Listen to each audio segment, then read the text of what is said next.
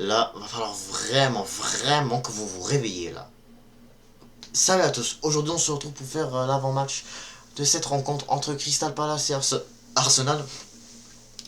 C'est un match qui va se jouer demain au Selhurst Park pour cette avant-dernier match où presque où pour ces trois derniers matchs de fin d'année, voilà, il reste Crystal Palace, il reste East Piston et puis par la suite Brentford si je me trompe pas. Ouais, donc par la suite voilà, on va devoir, qu'est-ce qu'il va falloir qu'on fasse, c'est que vraiment on puisse mettre un but et qu'on puisse vraiment qu'on puisse vraiment genre s'imposer face à Crystal Palace, malgré que voilà Chelsea, Liverpool, voilà, toujours ils sont toujours à 7 points devant nous, malgré que eux aussi, malgré que Chelsea ça va être à leur tour de jouer contre Everton, Liverpool ça va être ils vont jouer contre Spurs en Première Ligue, pas en Carabao Cup je précise.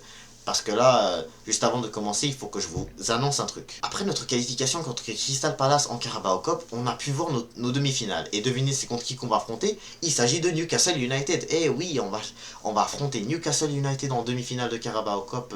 Ça va être après les vacances le match aller. Ça va se commencer à l'Emirates Stadium. Et ensuite, le retour va être à St James's Park début février. Et l'autre demi-finale va être Tottenham-Liverpool. Parce que si vous avez vu Tottenham, ils se sont qualifiés 4-3 contre Manchester United. Tottenham vont affronter Liverpool. Match aller au Tottenham Hotspur Stadium. Et le match retour, ça va être à Anfield. Donc voilà, c'était juste pour vous annoncer les demi-finales.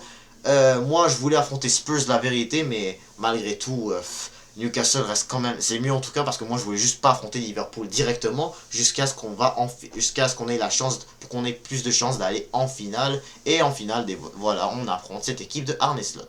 Mais en tout cas aussi, ça va nous donner la chance de pouvoir se venger de cette équipe de Newcastle qui nous a battus récemment au mois de novembre dernier. Je veux me venger. Je veux juste me venger et qu'on arrive à les sortir et qu'on va en finale, Inch'Allah. Bref, retournons pour ce match de face à Crystal Palace à Selhurst Park en Première Ligue. Donc voilà, donc oui, c'est donc vraiment un match qu'il va falloir vraiment qu'on gagne. Pourquoi? Parce que comme vous voyez, voilà, on a fait deux matchs nuls d'affilée. Après notre belle série en Première Ligue, tu gagnes 3-0 contre Forest, tu gagnes 5-2 contre West Ham, tu gagnes 2-0 contre Manchester United, et là maintenant c'est parti, tu te mets à faire des matchs nuls. 1-1 contre Fulham, et là maintenant 0-0 contre Everton, alors que tu avais largement la chance de t'imposer. C'est ça que j'ai pas du tout aimé, et malgré les deux matchs, Fulham et Arsenal, et Everton, excusez-moi. Eh oui, voilà, on a comme perdu 2 points vraiment précieux. Liverpool qui n'avait pas joué le week-end lorsqu'on a fait match nul avec Fulham. Et là, Liverpool qui a fait match nul avec Fulham eux aussi ils ont fait match nul avec Fulham. Et juste en même temps qu'on ait fait match nul contre cette équipe de Everton.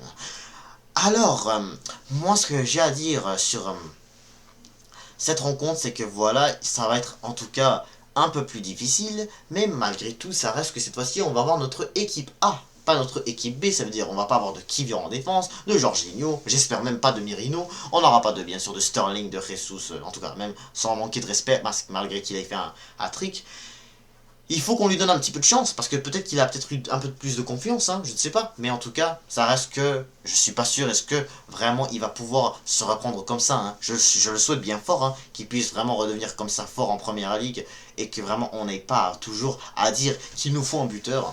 Donc, et puis, quand on voit vraiment que cette équipe de Palace a vraiment été pas facile, ils ont essayé de chercher cette place pour la demi-finale mercredi dernier, et bah ils vont vraiment sûrement essayer de vouloir prendre leur revanche, hein. Ils veulent sûrement se venger de pouvoir qu'on les ait battus, surtout que voilà, on n'était pas loin de ne pas avoir un triplé à cause que, si je sais pas si vous avez remarqué, mais le deuxième but de Gabriel Jesus semblait être hors jeu, mais comme je sais pas, l'arbitre n'a pas accordé le hors jeu, donc on s'est quand même imposé. Mais en tout cas aussi il faut dire que cette équipe de Crystal Palace aussi, elle a quand même des joueurs extraordinaires, hein. Par exemple de Mateta qui a marqué le but, et Nketiah, hein, notre ancien Gunners, hein, il est maintenant à Crystal Palace, il faut faire attention à lui.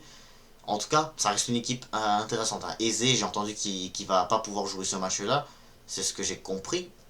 Mais aussi, qu'est-ce que j'entends de ce match contre Crystal Palace, c'est que en plus de ça, euh, il faut qu'on fasse beaucoup plus attention parce que même à ça, même si que voilà, on s'est beaucoup plus réveillé, c'était surtout grâce au changement qu'a fait Mikel Arteta hein, en rentrant notre équipe A par la suite. Hein, quand tu voyais qu'on avait des Sterling et je sais pas là, tu voyais que voilà nos joueurs comme tu voyais quand les joueurs comme Sterling ou comme bien sûr comment ça s'appelle là, bien sûr il y avait Trossard, voilà Sterling, Trossard, etc. Merino, Jorginho et tout ça. C'est cette équipe là, elle était vraiment mauvaise. Donc là, il fallait juste changer. En tout cas, il fallait mettre Odegaard, il fallait mettre Saliba. Même nous, Henry, en tout cas, il n'a pas fait un superbe match. Mais sinon, enfin. Mais en tout cas, les changements que Mikel Arteta il a fait, il a rentré toute l'équipe A, donc Saka, Odegaard, etc. Saliba, Gabriel. Et là, ça a tout changé vite. Ça a tout changé vite. Les Gunners se sont vite réveillés. Et Jesus s'est même réveillé avec la confiance qu'il a eu en marquant un triplé. Mais là, maintenant, c'est le temps de parler de l'équipe. Et dans les buts, David Raya, malgré qu'on s'est fait prendre 2 buts contre Crystal Palace, bah voilà, ça reste qu'il a fait un super bel arrêt sur un tir de Sarr. Et bien sûr, faut toujours qu'on le garde. Et il a fait beaucoup de très beaux arrêts récemment, que ce soit face à Manu. En tout cas, je ne vais pas non plus redire sur tous les matchs, hein, parce qu'au final, on les sait toutes. Hein. Aston Villa, Atalanta, etc. C'était les meilleurs arrêts de la saison de la part de notre gardien espagnol. Ensuite, les latéraux, bah, ça va être Ben White. Ben White, en fait, je sais pas parce que... Non, qu'est-ce que je raconte? Pas Ben White. Ça va être, bien sûr, fort probablement... Partey, hein. Je pense que ça va être encore Partey au milieu. Parce que je ne vois pas. Parce que là, il faut que on vérifie vite un truc. Parce que là, comme je vous dis, Partey, là, à chaque fois, le pauvre, on doit le déplacer de poste à chaque fois, de milieu, à défense centrale, à latéral et tout. Ça, par contre, il faut arrêter de faire ça. Mais même à ça, en tout cas, là, il faudrait qu'on vérifie un truc parce que j'entends que Declan Rice ne sera pas là. Il s'est fait mal. Je ne sais pas c'était quand parce que je sais qu'il n'a pas joué contre Crystal Palace. C'est là où que je me dis, il est où Rice? Il est où? Il est où Declan Rice? Et là, j'ai vite vu qu'il s'est fait blessé je ne sais pas quand. Donc là, ce qui fait qu'il va falloir qu'on mette Partey encore une fois en latéral. Et par la suite, de l'autre côté, on va mettre... de l'autre côté, bien sûr, on va mettre Timber avec Saliba et Gabriel en charnière centrale. Milieu de terrain, ça va être Mikel Merino fort probablement avec Martin Odegaard bien sûr. Martin Odegaard, superbe match contre Crystal Palace d'ailleurs, avec les deux assists incroyables qu'il a fait. Mikel Merino, voilà, écoute, j'espère qu'il va s'améliorer lui aussi. Saliba, Gabriel, en deuxième mi-temps, il a réussi à créer beaucoup moins de danger avec les passes avec le jeu que Crystal Palace faisait super bien. Pour revenir bien sûr à la défense, Timber aussi, je suis certain qu'il va pouvoir se réaméliorer parce que son match n'était pas si exceptionnel que ça au match dernier contre les Eagles. Ensuite, bien sûr, pourquoi pas, hein, franchement, il faudrait qu'on mette Nathan Henry, hein, parce que franchement, Jorginho, il est nul. Vraiment, Jorginho n'est pas bon du tout. J'espère, si c'est Jorginho, si vraiment, il va falloir qu'on joue Jorginho, et que vraiment il fait un match catastrophique, il faut pas tarder à rentrer notre Ethan Henry, c'est très important. Ensuite, notre attaque, bah, ça va être Bukayo Saka, Martinelli et Gabriel Jesus, j'espère, si il reste en top forme. Sinon, ça va être Kai Havertz, hein, que les choses se passent bien, Inch'Allah, parce que franchement, je ne veux pas encore une fois faire un match nul ou même encore pire, perdre ce match. Pour de vrai, parce que là, on va être parmi les premiers, hein, parce qu'il y a City joue contre Aston Villa, voilà, peu importe. Sinon, après ça, voilà, comme je vous dis, il y a Chelsea, ils affrontent Everton, il y a Liverpool, ils affrontent Tottenham. Donc ça se pourrait qu'ils peuvent se faire surprendre ce week-end, ces deux clubs-là. Mais, malgré tout, il faut d'abord commencer par nous s'imposer. C'est surtout ça l'affaire, nous s'imposer. C'est pas comme la semaine dernière, là, il fallait d'abord s'imposer contre Everton, on s'est pas imposé, donc là, on n'a pas en profité que Liverpool ait perdu des points. Et en plus de ça, on n'a pas en profité non plus que Chelsea s'est imposé dimanche dernier contre Brentford.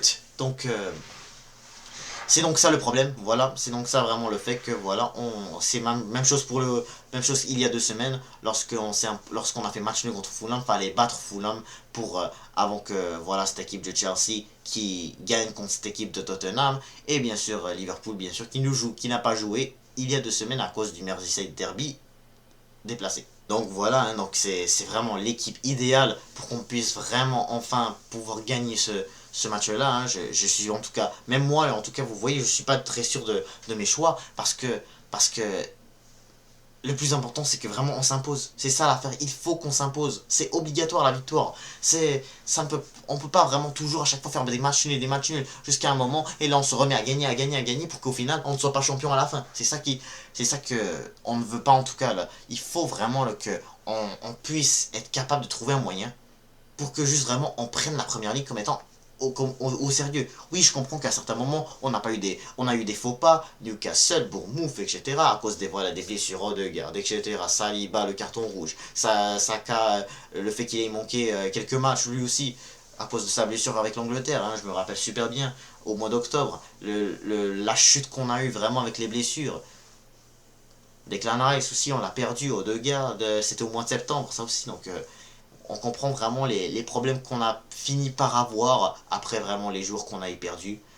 Et bien sûr, fallait avoir bien sûr, il y avait certes, et bien sûr, parfois le manque d'efficacité commence à devenir de plus en plus horrible, hein, à toujours, à chaque fois, manquer des chances, toujours c'est nous qui dominent, mais on n'arrive même pas à s'imposer. Je ne veux pas que ce soit la même chose aujourd'hui.